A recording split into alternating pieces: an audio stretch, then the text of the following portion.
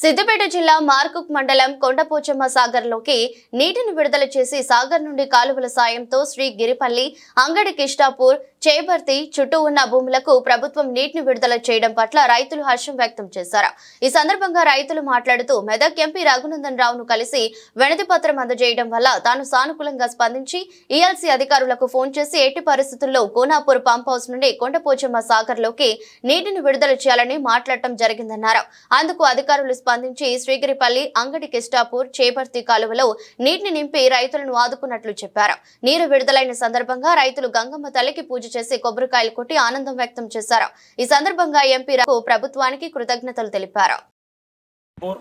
చేబర్తి, చిగురుపల్లి ప్రజలకు నీళ్లు కావాలని ఎంపీ రఘునందన్ రావు గారికి లెటర్ ఇవ్వడం జరిగింది. నిన్న ఈరోజు ఎంపీ రఘునందన్ రావు గారు ఏఈ తోటి, డిఈ తోటి, ప్రభుత్వంతో మాట్లాడి నీళ్ళు ఇప్పించడం జరిగింది. చేబర్తి నుంచి వాటరు కొండపోచమ్మ సాగర్కు వెళ్తున్నాయి.